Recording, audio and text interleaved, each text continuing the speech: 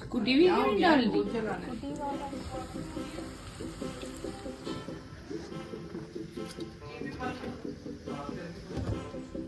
मिलाओ, मिला के कलर देखो।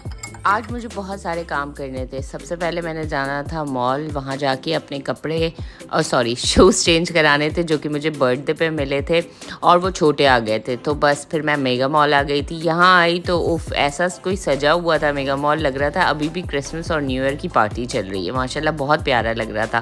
खैर फिर मैं एल्डो पहुँची। वहाँ जब मैं गई तो मुझे पता चला कि भाई उनके पास तो वो शूज़ अवेलेबल ही नहीं है जो कि मुझे गिफ्ट में मिले थे।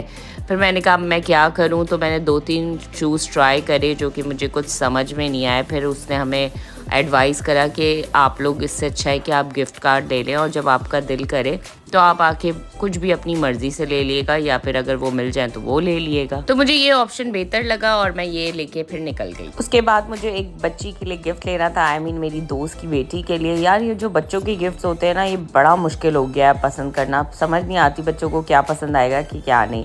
तो खैर मैंने ड्रेस लिया, ये ड्रेस मुझे बहुत अच्छा लगा। उसके बाद भी मैं जाते जाते ऑप्शंस चेक कर रही थी। वहाँ से निकल के मैं सीधा मम्मा के घर आ गई थी। भाभी न्याज की तैयारी कर रही थी। भाभी ने न्याज में चपली कबाब बनाए थे, पराठा बनाया था, बिरयानी बनाई थी, हलवा बनाया था और सब खुद बनाया था। माशाल्लाह ये वो न्याज होती है जो सिर्फ खाने में ही मज़े की नहीं होती, पर दिल से बनाई जाए तो और भी लजीज हो जाती है। वैसे आप लोग मुझे बताइए कि जब आपके यहाँ न्याज़ होती है तो आप लोग क्या ज़्यादा प्रेफर करते हैं, क्योंकि हर तरह के लोग होते हैं दुनिया में और उनके यहाँ हर तरह की न्याज़ की जाती है। जैसे कि कुछ लोग कबाब पराठा बनाते हैं, तो कुछ लोग बिरयानी और कुछ लोग दाल चावल भी रखते हैं। तो खैर हमारे यहाँ तो कबाब पराठे की न्याज़ होती है ज़्यादातर। उसके बाद भाभी ने रूह अफ़ज़ा का शरबत बनाया, ये भी ज़रूर हमारे यहाँ रखा जाता है और साथ में पानी भी रखा जाता है। रूह अफ़ज़ा के शरबत की तो खैर यार बात ही कुछ अलग है। मतलब जब भी रमज़ान आता है ना तो मुझे यूँ कह लें कि रमज़ान की आमद की भी खुशी होती है और रूह अफ़ज़ा की भी एक अलग खुशी होती है। यहाँ पे माशाल्लाह सब कुछ बन चुका था और अब भाभी प्लेट सजा रही थी। अच्छा हमारे यहाँ जब न्याज़ होती है तो उसमें प्लेट ऐसे ही सजाई जाती है। पहले पराठा रखा जाता है, फिर कबाब, फिर थोड़ा सा दही और थोड़े से मिंट लीव्स भी रखे जाते हैं और उसी के ऊपर हलवा रखा जाता है। ये हम लोग हमेशा ऐसे ही करते हैं। अगर आप लोग भी ऐसे करते हैं तो मुझे ज़रूर कमेंट्स में बताइएगा। मैंने वैसे कुछ भी नहीं बनाया था, मैं बस देखने आई थी कि सारी चीज़ें हैं, क्योंकि साथ में पानी और शरबत भी रखा जाता है। और यहाँ देखें माशाल्लाह सारी प्लेट्स सजा दी गई थी, उन्हें फिर टेबल पे हमने लगाया न्याज़ के लिए। और इनमें एक यार जब ये सब लगता है ना टेबल पे तो एक अलग ही समा बन जाता है, एक अलग ही इन्वायरमेंट, एक अलग ही वाइब आती है। मतलब वो बयान से बाहर है। उसके बाद खैर हम सब ने दुआ करी और फिर सब ने मिल के न्याज़ भी चखी।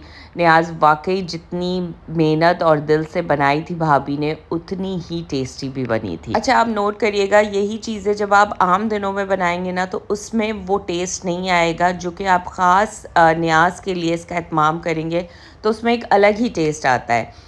तो खैर उसके बाद हमने खाना भी लगा दिया था, क्योंकि आपको पता है न्याज़ में जो होती है वो काफ़ी कम क्वांटिटी यूज़ होती है और सबने खाना खाना होता है, तो फिर उसका इंतज़ाम अलग किया जाता है।